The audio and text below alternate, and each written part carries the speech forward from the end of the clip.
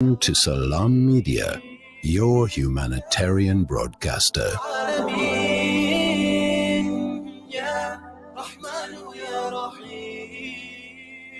The time is just gone 8:41 a.m. as we continue with news and views this morning. Now, while the Mineral Resources and Energy Committee chairperson has called for a comprehensive review of fuel pricing regime, the reality on the ground is fuel prices have just been going up and up and up and impacting on people on their daily lives. But what does this actually mean for the agricultural sector with these escalating costs of fuel? And we joined on the line this morning by Executive Director of AgriSA, Christo van der Reede. Christo, good morning to you. Welcome to the show. Good morning to you and to all of the listeners. Yes, obviously the agricultural sector is the lifeblood of South Africa. We're talking about food, we talk about food security, and it is clear that with the rising costs in fuel, impact is felt right across the entire country in all the sectors, and specifically looking at the agricultural sector, Christo, what is the impact? What are some of the issues? Now let me start with the positive news. We've had very good rains last year and earlier this year, especially in our summer rainfall areas. So we expect a very good maize crop in the region of approximately 14 million tons. We also expect a very good sunflower crop in the region of almost 1 million tons and soya crop in the region of 2 million tons. So we won't have an issue with supplies. Obviously, wheat is a challenge because we import a lot of wheat from Ukraine and Russia. Approximately 30% of our national stock comes from that area. But our farmers have been quite resilient in the sense that they are now planting more wheat in parts of the Free State, also in the Western Cape. So that gives me ease of mind that we won't run into supply problems. The bigger challenge, obviously, is on the consumer side. Now, our heart goes out to the consumers because the consumers are facing huge challenges. Their buying power has been eroded as a result of all of these increases. And that's why AgriSA has called on government to reduce the fuel levy.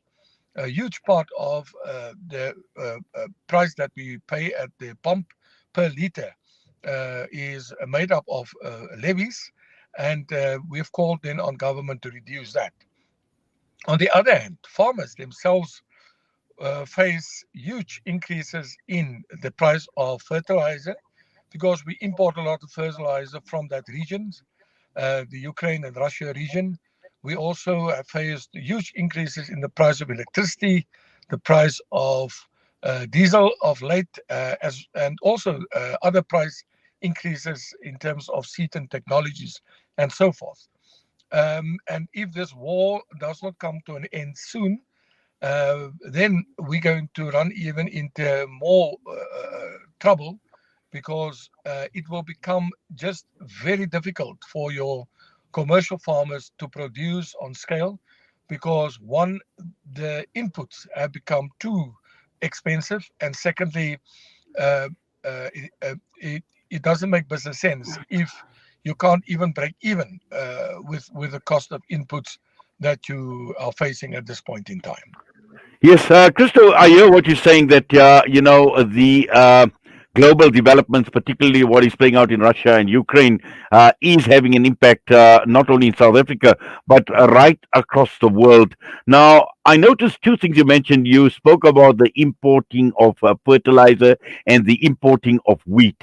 Now, South Africa in the past, I think at some point in time, we were a net exporter of wheat as well. What has basically changed? I mean, so that we can place less reliance on imports and rather grow our own wheat in this country. Climate change has an impact. There was a time when the Western Cape experienced huge challenges with rain, but they have, to a large extent, sorry for this, they have overcome that. And then, obviously, the cost of seed technology is a big challenge for the industry. But and it, it didn't make business sense for farmers to invest in the planting of wheat because the inputs just became too expensive. But now, with the rise in the price of wheat, I see now lately that the price of wheat per ton sits in the region of almost 8,000 rand per ton. That makes it more lucrative. But you must also understand that we have enough land in the country. If you go to the Eastern Cape, especially the communal areas, if you go to KZN, the communal areas, huge tracts of land that lies idle at this point in time. Another big worry for us is the 10 million hectares of land that sits under the custodianship of government. That land must be utilized for food production. Approximately 5,000 farms have been transferred to your emerging farmers. And the big question is, what is happening on that land? Land reform is absolutely critical, but land reform that does not translate into food production becomes a risk for the entire country. So, with the necessary government support, I think we can increase wheat production in the country. We can become more self reliant. But also, in terms of fertilizers, remember now, we do have Phalaborwa mine where we mine phosphate. We've got Sasol where we produce nitrogen. We've got Eskom. Eskom can extract sulfur from the sulfur dioxide that is released into the air. And then we have our big municipal waste plants, which they can privatize to produce urea. Currently, we import urea from China, whilst municipalities dump waste into rivers and pollute our river systems and our dam systems and so forth. It's just a question of thinking differently and getting people into the space with the right technologies so that we can become more reliant.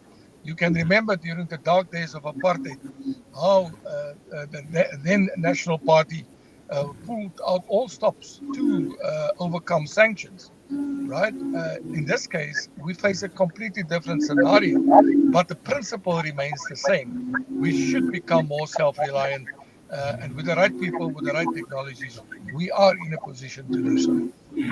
Well, Christo, thank you very much for that, for unpacking what you have with us, for being part of the discussion this morning. We wish you all the best, and hopefully, at some point in time, we need to have a more detailed discussion because I think we've basically scratched the surface. So, looking forward to talking to you once again sometime in the future. But for now, please take care. All the best to you.